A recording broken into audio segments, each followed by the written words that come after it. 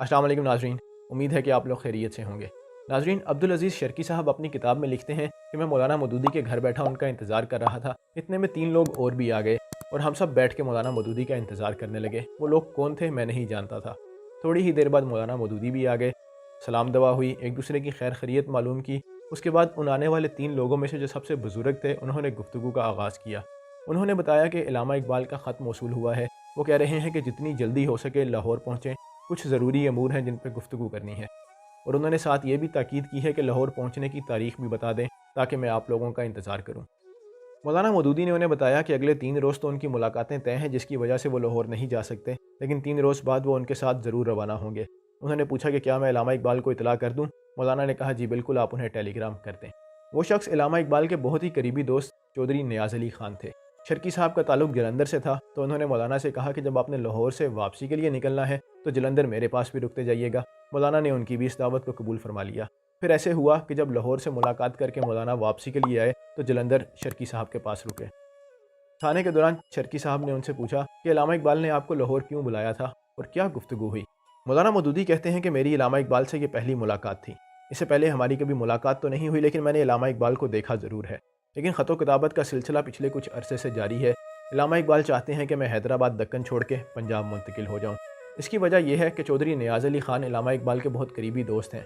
उनकी पठानकोट में कुछ अराज़ी है जिस पर वो एक वक्फ़ इदारा कायम करना चाहते हैं। उनके जहन में ये मुतय्यन नहीं था कि वो इदारा कैसा हो। उन्होंने मुझसे मशवरा मांगा। मैंने भी अपने फ़हम के मुताबिक उन्हें एक खाका बना के लिख भेजा। उन्होंने वो ख़त इलामा इकबाल को दिखाया। इलामा इकबाल को वो ख़त बहुत पसंद आया।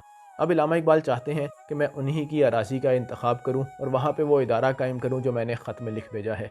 मैंने फ़ैसला कर लिया है कि मैं हैदराबाद दक्कन छोड़ के पंजाब मुंतकिल हो जाऊँगा। इसी सिलसिले में लाहौर में हमारी गुफ्तगू हुई। इदारा भी कायम हो गया है और उस वक्फ़ के ट्रस्टीज़ भी बना दिए गए हैं और उस इदारे का नाम मेरी तजवीज़ के मुताबिक दारुल इस्लाम रखा गया है।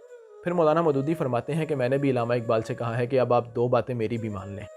उन्होंने पूछा कि वो कौन सी? मैंने कहा एक तो ये कि आप भी पठानकोट आ जाएं और दूसरा ये कि अंग्रेज़ सरकार ने आपको जो सर का खिताब दे रखा है इसको आप तर्क कर दें।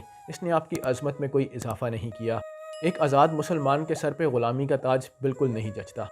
मौलाना मौदूदी कहते हैं कि मेरी ये बात इलामा इकबाल की तबीयत पे गरां गुजरी। मुझे बहुत शर्मिंदगी हुई कि मैंने इलामा इकबाल का दिल दुखाया है।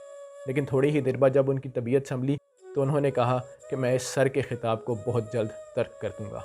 और जहाँ तक पठानकोट आके रहने की बात है, मैं वहाँ मुंतकिल तो नहीं हो सकता, लेकिन साल में कुछ अरसा वहाँ आके ज़रूर गुजारा करूँगा।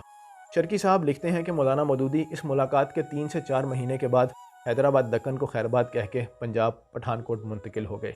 अभी वो पठानकोट पहुँचे ही थे कि उन्हें इलामा इकबाल की बीमारी में शिद्दत के इजाफे की खबर पहुँची। इससे पहले कि मौलाना लाहौर पहुँचते, इलामा इकबाल दारे फ़ानी से कूच कर गए थे। नाज़रीन, कौम और उम्मत को जगाने का काम जो इलामा इकबाल ने अपनी शायरी से किया, वही काम मौलाना मौदूदी ने अपनी तहरीरों से किया। अल्लाह ताला हमारे इन दोनों बुज़ुर्गों की काविशों को कबूल व मंजूर फरमाए और इनके दर्जात को बुलंद फरमाए। उम्मीद है आपको आज का वाक़या पसंद आया होगा। अगले वाक़ये तक के लिए मुझे दीजिए इजाज़त। तब तक के लिए अल्लाह हाफ़िज़।